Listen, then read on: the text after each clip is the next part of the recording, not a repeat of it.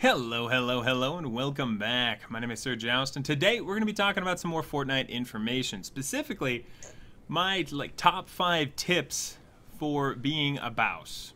Alright? And yes, these are more geared toward newer players, but I mean, I learned some of them just last week when I'm in Plankerton. So, hey, you know, if you guys do learn something, hey, jump down in the comments and tell me if it helped you. And especially that like button if you do enjoy this, and if it gets enough support, hey, I could do a the second one. For those of you guys who just want to get straight into the meat, boom, there's a timestamp of where you want to go to. This time it's actually going to get closer to the content, I promise. But for those of you guys sticking back, maybe the folks who catch me on stream, I just want to let you guys know I'm going to be gone from the 15th of this month to the 23rd.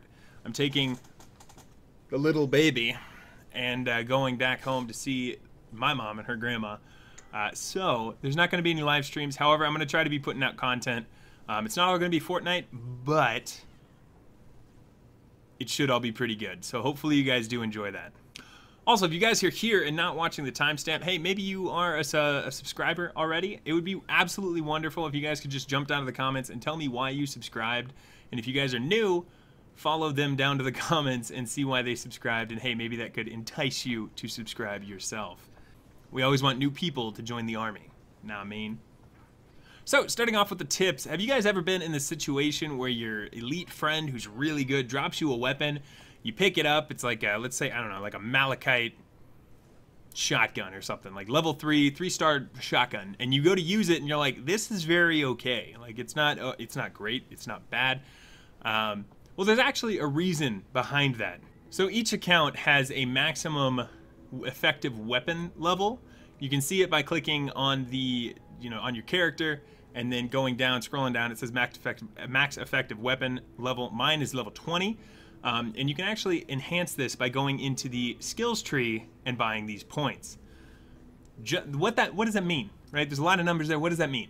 Basically, if somebody drops you a 3 or 4-star weapon and you only have max effective weapon level of 20, that means any weapon higher than level 20, so 30, 40, will perform as though it's level 20.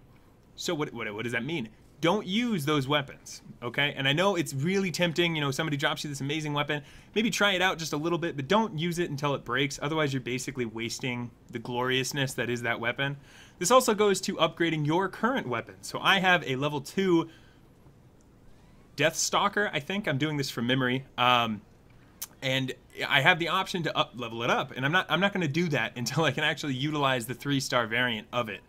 So just like a little tip, I guess, for newer and older folks who maybe didn't realize that, but be efficient with your resources. Speaking of resources, we're going right into the second tip. So, resource management. I know everybody is looking for that lightning in a bottle and pure drops of pain. They're hard to find, and you need them for literally every single person to upgrade and weapons. Be smart with how you do quests. So instead of just going to the play screen and clicking play now, which jumps you into basically any random map that would fulfill the quest, go to your map and find the missions that have like a glowy circle around them. Those are the ones that actually benefit you and can be played into your main quest.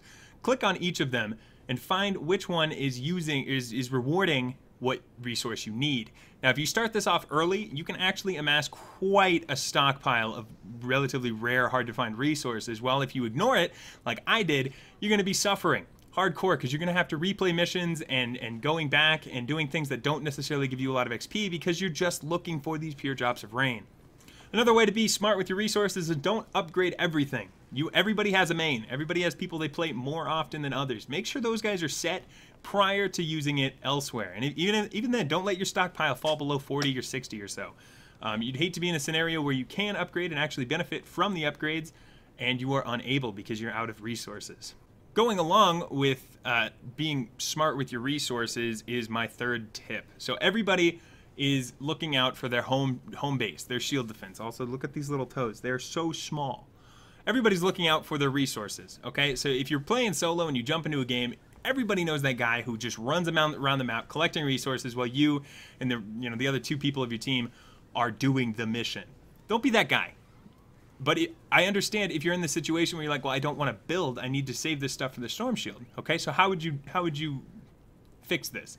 Personally, I build everything in stone because I prefer my Storm Shield bases to be built in metal.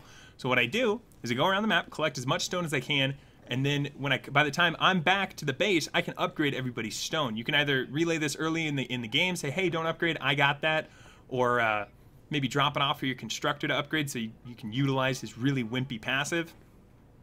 Either way, no matter what you do, don't be that guy who doesn't help the team. Always help them, even if it's just wood, right? If you're saving up stone and you're saving up metal, build wood.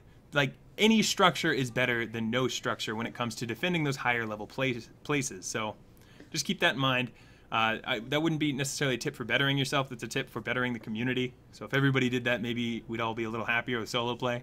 Fourth, and probably kind of obvious tip, is use the feedback. A lot of people don't understand that if you go up to the top right, there's actually a feedback button, and you can get your information, whether it be positive or negative or just a straight up fix that you want in the game, you can use that, and Epic will see it. That's the thing, they definitely see that. Whereas if you tweet them or something, they might give you like an automated response. I know a lot of you guys have been there as well, but I don't know how many messages I've got that's, you know, people like, hey, you have sway, you have a bigger voice than me, could you please pass this along? And if I did that, I'd just be like a negative Nancy complainer whammy. That wasn't a word. But anyway, make sure you guys are using that feedback button. This game is in early access, okay? So understand that everything is going to be worked on constantly, and they see your feedback, and they'll listen to you. I mean, obviously, if it's something like, you guys need to increase the drop chance for loot llamas, they're probably not going to listen to that. But if it's like a legitimate gripe or complaint or a glitch, or somebody's maybe cheating, gaming the system, you can report them via that system. So just keep that in mind when you guys are thinking you don't have a voice. You definitely do. She just puked all over herself. All over herself. She just puked. But the show must go on. Last and final tip is less about gameplay and more about you as a person. I know there's countless amount of people who have actually lost interest in the game and have stopped playing because they're not patient. They didn't come into this understanding. They just bought an early release game. They expected updates to be constantly rolling out, this game to be absolutely flawless, and everything to be fine and dandy. And I mean, those are legitimate complaints, especially if you were like me and spent a couple $100s for the game. However, I understand this is a new game. It's an early access. We were given this option for the early access, not for the full game. They said the full game will be free to play, so they obviously needed that income and the resources and input from us early on in order to make this game an excellent free-to-play game. So before you go and quit, or have your friends quit and so you quit, make sure you guys just understand to be patient. Don't grind through the game getting to the Canny Valley and the Twine Peaks just so you can be like, now there's nothing to do. That was fun. Definitely take your time and enjoy the game, and don't play so much that you get bored really quick. That might be too late for a lot of you guys. So that actually about sums it up. This is a very quick video. I just kind of wanted to get something out there to help you guys, and if you do enjoy this type of format, or you want to hear more tips as far as like gameplay, advanced level gameplay, I can definitely do that in a future video. You just have to hit that like button and then maybe comment and be like, hey, you should do this. Also, if you guys have any suggestions on things you would love, like that you learned not through the game but through either personal experience or somebody told you, definitely comment that. Definitely comment that as well, because I can always throw that in the game in the next video and then give you guys kind of like a shout out. Just display the comment on screen, if you know what I mean. But yeah, that about sums it up. So all you guys that are just here for the info, you could probably biggity bounce and not miss anything.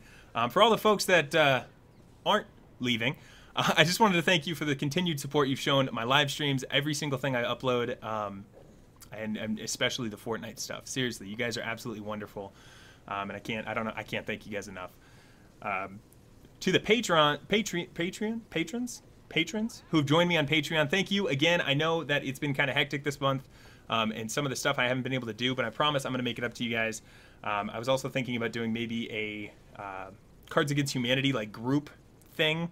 I don't know how that's going to work out. I gotta get with you guys and talk. But either way, thank you guys so much for the actual like monetary support. That really helps me out and kind of relieves a lot of the pressure that goes along with doing this.